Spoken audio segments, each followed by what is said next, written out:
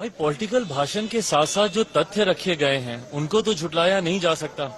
भाई अगर आप पॉलिटिकल भाषण भी बोलते हैं तो हम सब राजनीति से कहीं ना कहीं जुड़े हुए हैं। हम राजनीति की भी बातें रखेंगे पर तथ्यों के साथ रखेंगे। दिक्कत इस बात की है कि विपक्ष इन बातों को कभी समझ ही नहीं पाया। प्रधानमंत्री जी ने जो आंकड़े दिए आप उनको झुटला के दिखाइए। प्रधानमंत्री जी ने जो पूर्व के प्रधानमंत्रियों के द्वारा बातें कही गई हैं उनको ही उन्होंने कोट किया है, उसको आप झुटला के बताइए। पर हकीकत है कि मेरे प्रधानमंत्री जी का जो एक क्लियर विजन है विकसित भारत के निर्माण को लेकर, ना सिर्फ उन्होंने पिछले 10 साल का उन्होंने ब्यौरा दिया बल्कि अगले 1000 साल की नींव रखने की उन्होंने बात की है। ये क्लैरिटी ऑफ विजन की जरूरत है एक विकसित भारत के निर्माण के लिए। आपको एक कड़ी चुनौती भी दी है क्योंकि इंडिया को 400 पार करना है और बीजेपी 370 मुझे लगता नहीं कि ये कड़ी चुनौती है। आप अगर जनता के बीच जाएंगे मुझे लगता है ये बहुत आसान चुनौती है और हर बार से बड़ा इतिहास इस बार हम लोग की सरकार रच दे।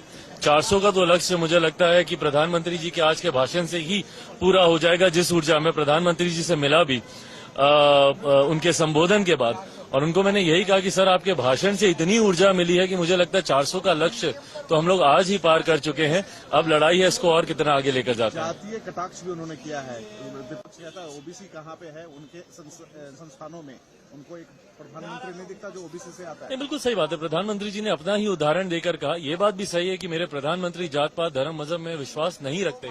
वो देश के युवाओं की, महिलाओं की, किसानों की, गरीबों की, गरीब को एक जाति मानकर गरीबों की वो बात करते हैं। पर ऐसे में जब विपक्ष उनके ऊपर कटाक्ष करता है तो उन्होंने अपना ही उदाहरण देते हुए कहा कि भाई जब मैं ही अगर मजबूती से सामने खड़ा हूं उनका संरक्षण करने के लिए, जिस जाति की चिंता ये लोग करते हैं, उन्होंने अपने समय में क्या किया।